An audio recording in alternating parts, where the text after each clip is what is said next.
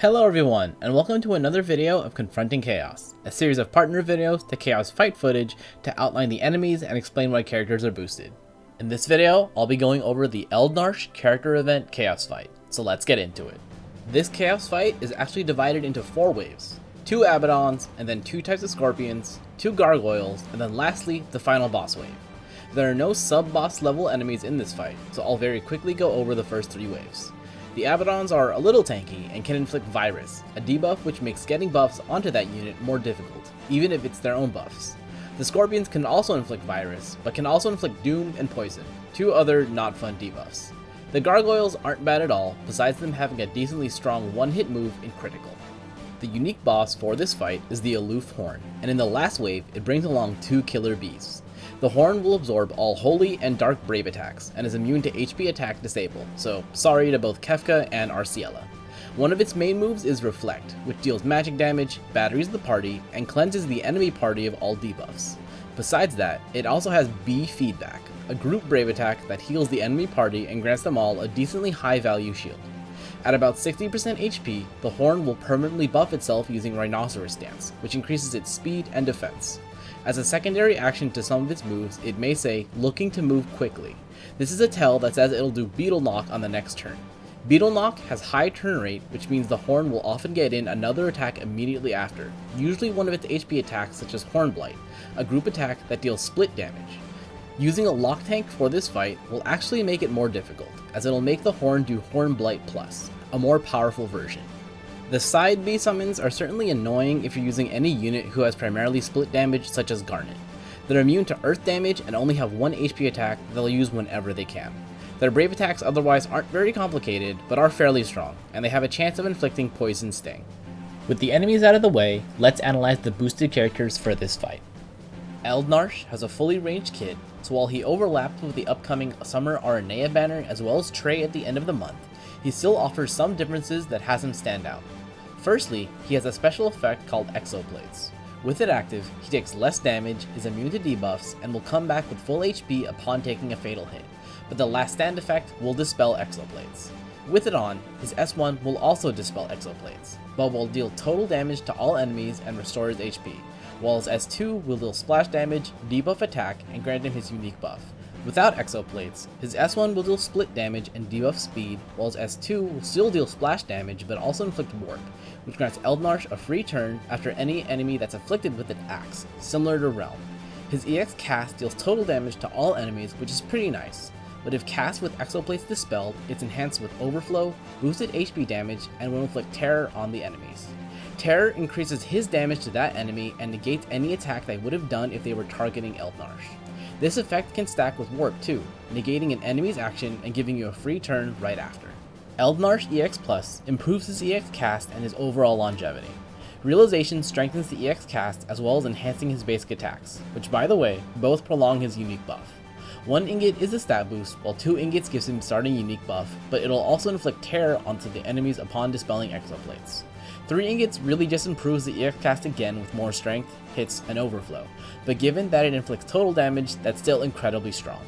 Garnet gets a rework, EX Plus, and most importantly, a revamp of her EX animation with this event. For her rework, it adds more hits and potency to both of her skills, with Aquamarine giving Party Battery and Peridot having higher overflow. With Aquamarine up, she gains max and initial bravery centric auras, and both her enhanced basic attacks battery the party. With Peridot up, she gains attack and max brave auras, an HP dump and brave return on her enhanced brave attack, and splash damage and party battery on the enhanced HP attack. Her base EX cast restores party HP, gives a decent amount of party battery, and applies a frame buff to the party that grants them brave regen and water and thunder enchant. Garnet EX Plus gives a lot of benefits to both her and the party, and in simplest terms can be thought of as a late chaos version of Y'shtola EX Plus. Realization raises her personal attack and max bravery, as well as improving the effects of the EX cast, letting gained bravery overflow and restoring more HP. 1 ingot is actually a party aura for max bravery and attack, which I'm pretty sure would affect Garnet herself as well, which works out great because of how decently offensive she is. 2 ingots gives a lot. For starters, she gets an instant free turn setup similar to Pinello and Arciela, and she applies her EX buff to the party at the start of the fight. She gains a second buff on EX cast that's just for herself, which increases her bravery overflow limit for her next attack as well as giving her a free skill cast. And just to make sure she hits good numbers, she also reapplies both her imperils as well. 3 ingots gives her a valuable second recast speed upgrade, which is helpful since her EX has a base slow recast speed. It also improves the effect of her overflow buff as well as making the EX cast a free action that doesn't increase turn count.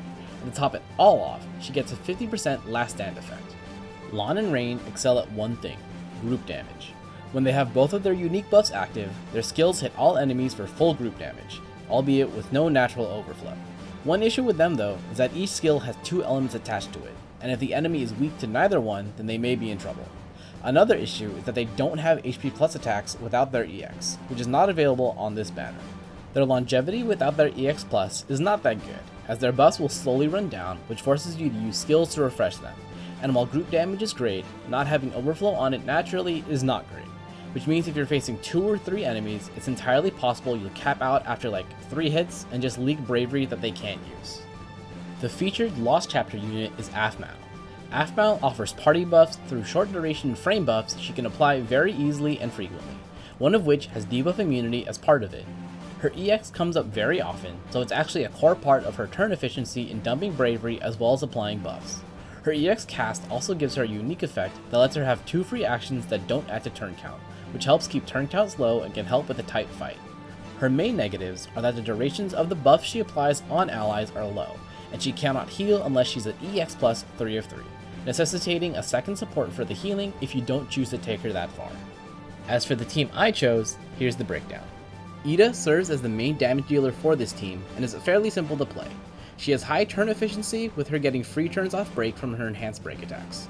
The sap and poison she applies are also useful to keep the Aloof horn under control when it starts doing beetle knock and horn blight.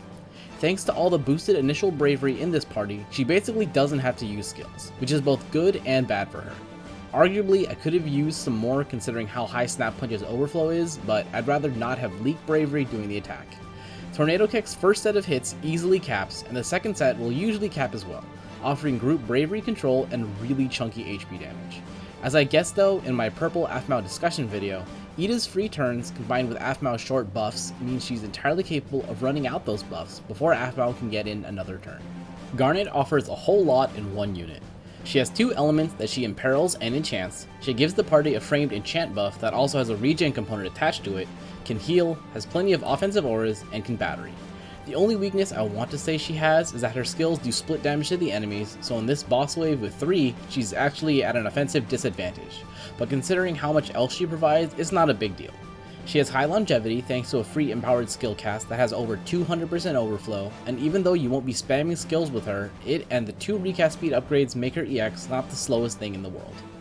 Aphmau offers amazing turn efficiency, great buffs, and helps out in the healing department as long as you get her to 3 of 3 EX+. With how often her EX cast comes up, the only issue she has in this fight is that if she's being targeted and you cast the EX, you're accepting taking the hit for the free turns you'll get next time she comes around. Her buffs being framed mean they can't be pushed off in any way, which isn't even an issue with her being able to apply debuff immunity. She boosts both brave regen and initial bravery, which coupled with Garnet's boosts make basic attacks pretty effective. With that, this chaos fight should be covered. If you want to see my footage of this fight, I'll link it in the corner and in the description below. If you liked what you saw and want to see future fights, subscribe so they show up as they're made. If you have any suggestions or thoughts, drop them in the comments below. Thanks for watching, and I hope to see you in the next one.